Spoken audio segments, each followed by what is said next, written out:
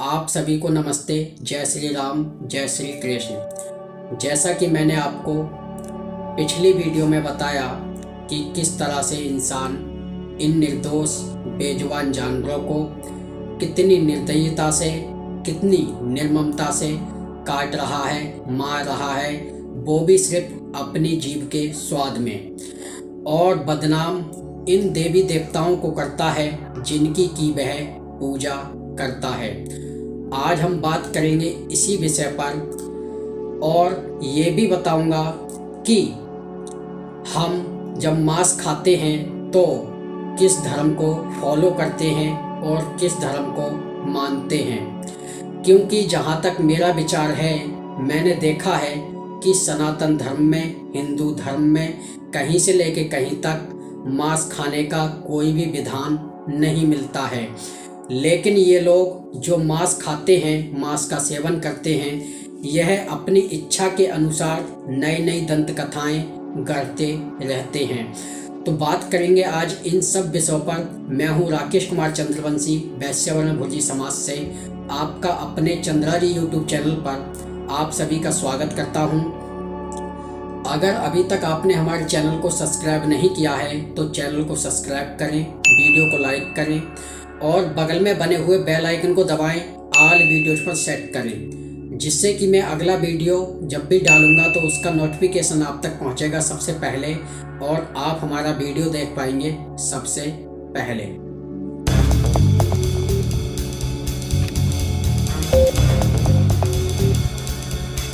जैसा कि आपने देखा होगा तो आपको स्पष्ट लिखा हुआ दिखाई दिया होगा कि इन जानवरों का मांस खाने से शरीर होता है हष्ट पुष्ट और तंदुरुस्त।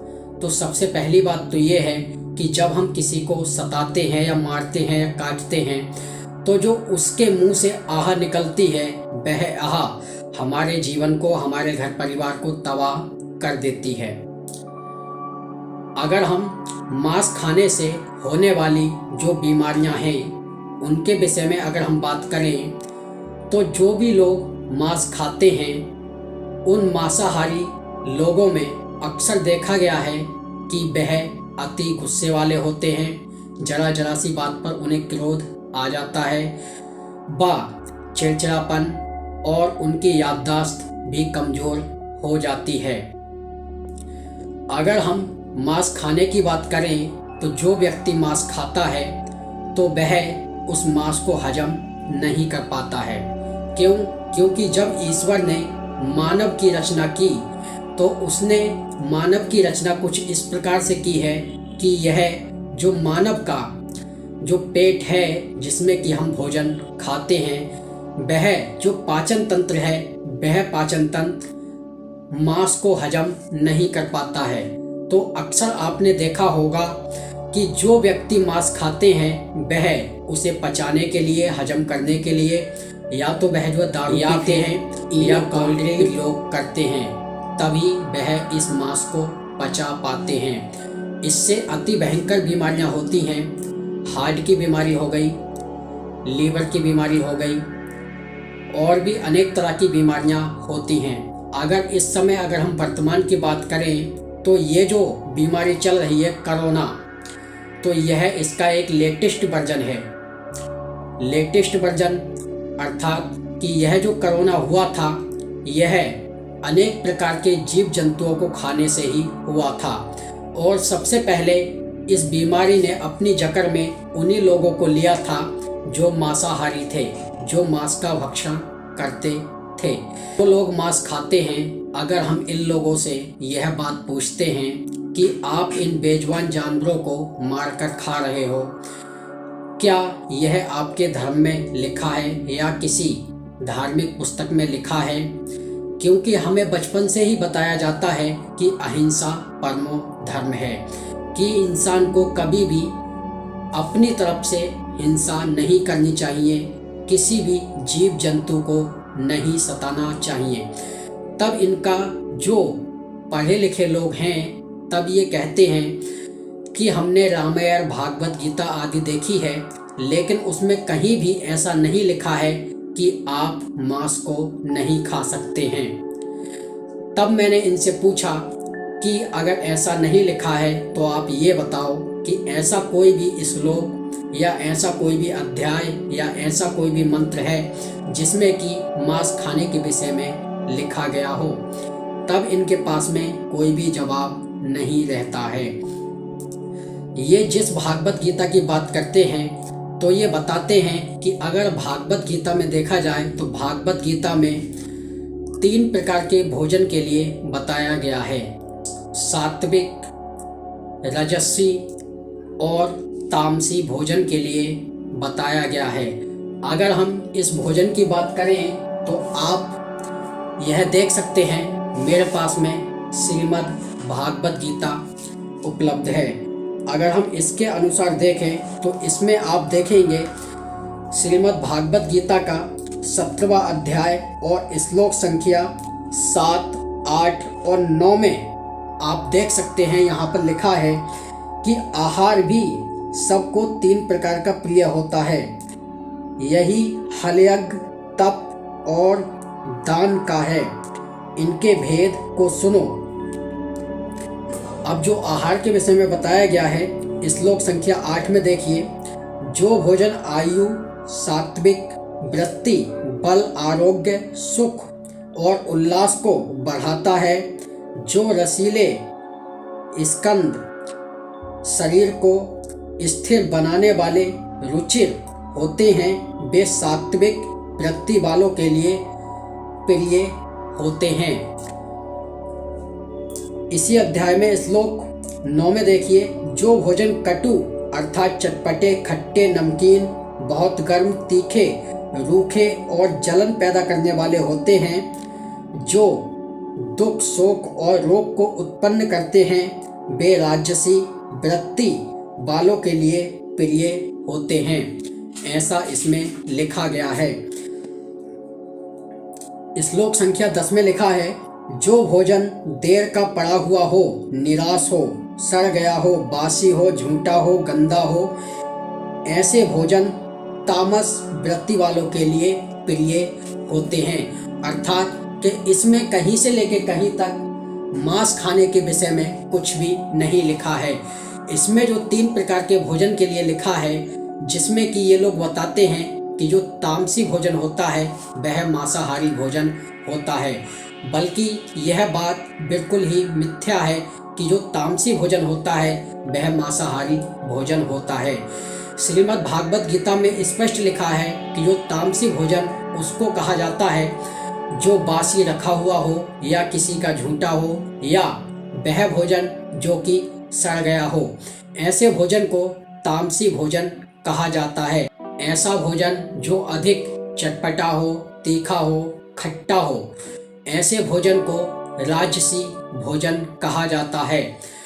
अब जो सात्विक भोजन आता है वह मैंने यहाँ तक सुना है कि जो सात्विक भोजन होता है वह हल्का नमक मिर्च पड़ा होता है और जहाँ तक हो वहाँ तक उस भोजन को छौंका नहीं जाता है, वो बिना छुका भोजन होता है।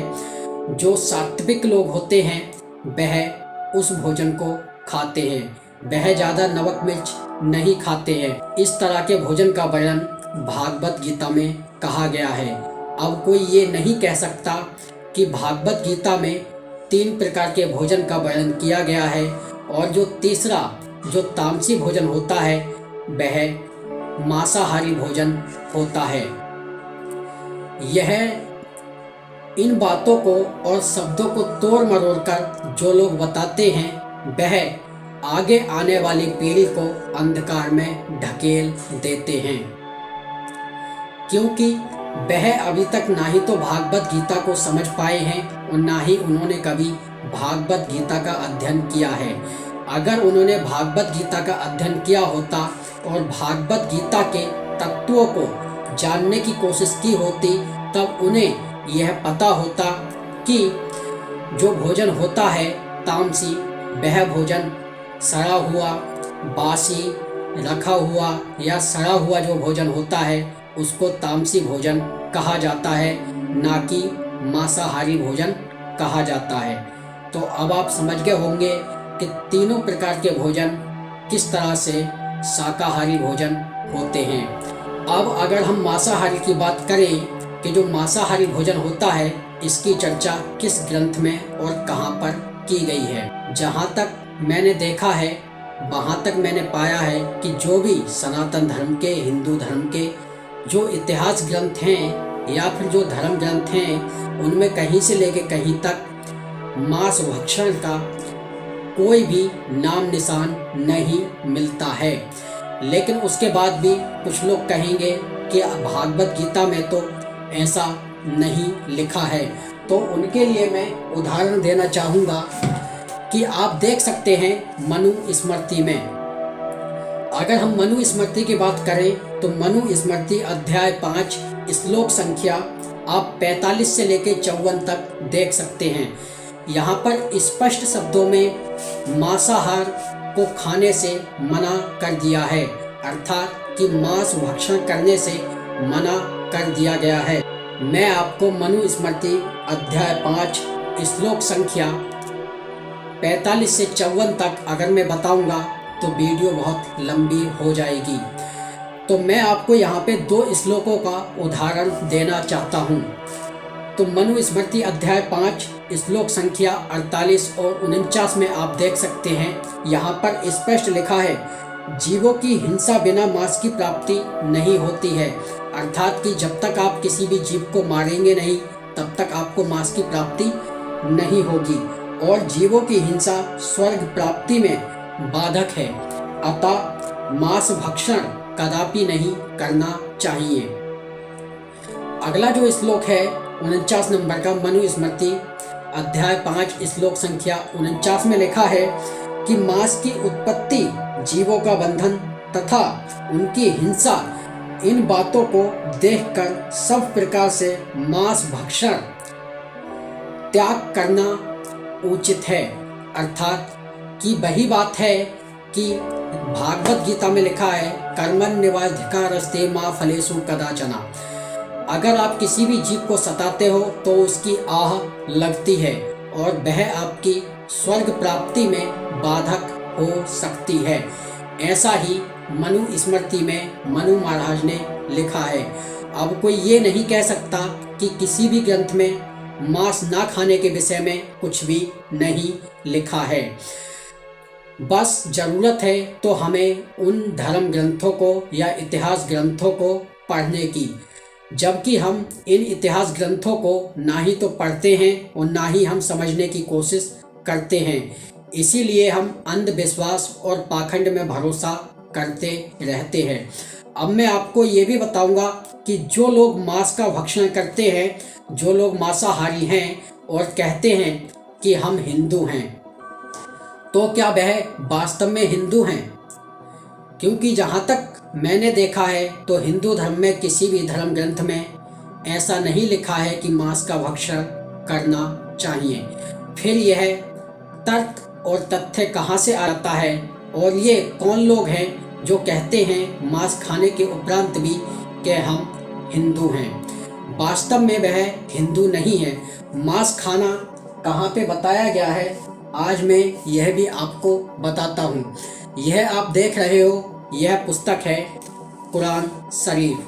कुरान शरीफ में आप जो देख सकते हैं, यहाँ पर लिखा है पारा 6 सूरा 5 आयत नंबर 3 में स्पष्ट शब्दों में लिखा है, तुम पर हराम किया गया मुर्दार खून, स्वर का गोश्त और वह जानवर जिस पर अल्लाह के सिवा किसी और का नाम लिया गया हो, और जो घुटकर, जो चोट खाकर, जो ऊंचाई से गिरकर और जो सींग लगाने से मारा हो, जिसे किसी दरिंदे ने फाड़ खाया हो, बजूज उसके जिसे तुमने जवा कर लिया हो, और जो किसी थान पर जवा किया गया हो, और यह भी कि तीरों के जरिए किस्मत मालूम करो, यह फिस्क है।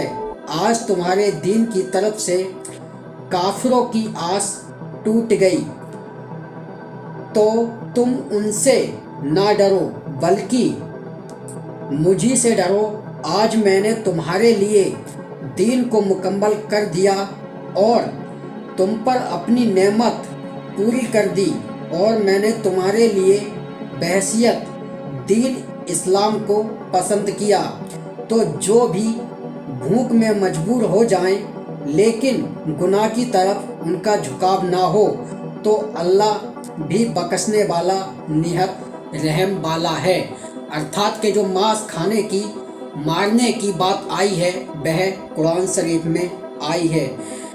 अब अगली आयत के तरफ देखते हैं। यह आप देख सकते हो, पारा 14, सूरा 16 और आयत संख्या 115 में लिखा है, उसने तो तुम पर सिर्फ मुर्दार और खून और सुअर का गोश्त और जिस पर अल्लाह ने सिवा किसी और का नाम लिया गया हो हराम ठहराया है। फिर अगर कोई मजबूर हो जाए इस तरह से कि ना तो वह उसका दिल से तालिब हो और ना हद से आगे बढ़ने वाला हो, तो यकीनन अल्लाह बड़ा बख्शने वाला निहायत रहम वाला है।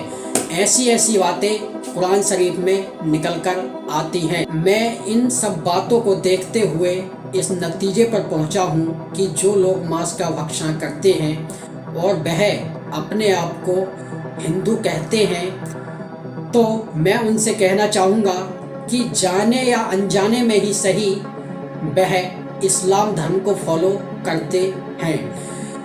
जो लोग मांस का भक्षण करते हैं उन्हें हिंदू नहीं कहा जा सकता है, क्योंकि हमारे किसी भी धर्म ग्रंथ में मांस भक्षण का नाम नहीं आया है। कहीं पर नहीं आया है कि आप मांस को खाओ और निर्दोष बेजुबान जानवर को मार दो। यह सिर्फ बात कुरान शरीफ के अंदर आई है, जो कि मैंने अभी आपको पढ़कर सुनाया है।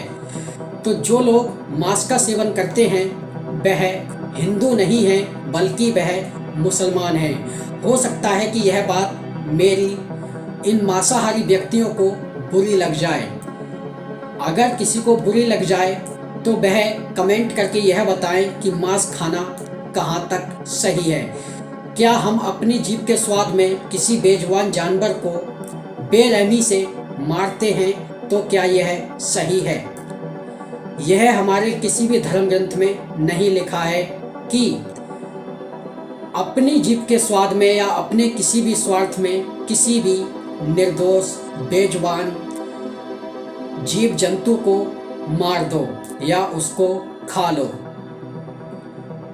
तो यहाँ से यह बात प्रमाणित हो चुकी है कि जो लोग मांस का भक्षण करते हैं तो वह जाने अनजाने में इस्लाम धर्म को फॉलो करते हैं, उसी के नक्शे कदम पर चल रहे हैं।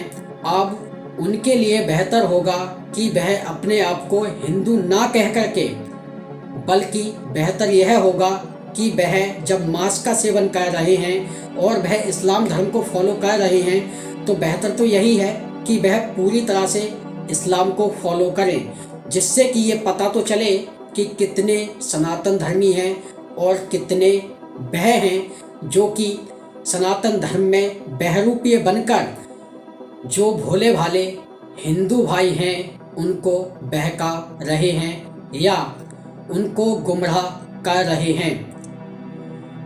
तो जो भी मांस का भक्षण करते हैं उनसे अनुरोध करूंगा कि वह इस्लाम को पूरी तरीके से फॉलो करें, 5 वक्त की नमाज पढ़ें और मांस का भरपूर तरीके से सेवन करें।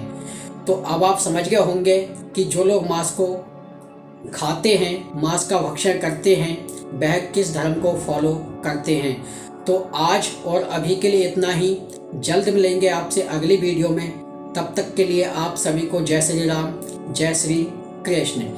अगर अभी तक आपने हमारे चैनल को सब्सक्राइब नहीं किया है तो चैनल को सब्सक्राइब करें, वीडियो को लाइक करें और बगल में बने हुए बेल आइकन को दबाएं, ऑल वीडियोज पर सेट करें, जिससे कि मैं अगला वीडियो जब भी डालूंगा तो उसका नोटिफिकेशन आप तक पहुंचेगा सबसे पहले और आप हमारा वीडियो देख पाएंगे सबसे पहले।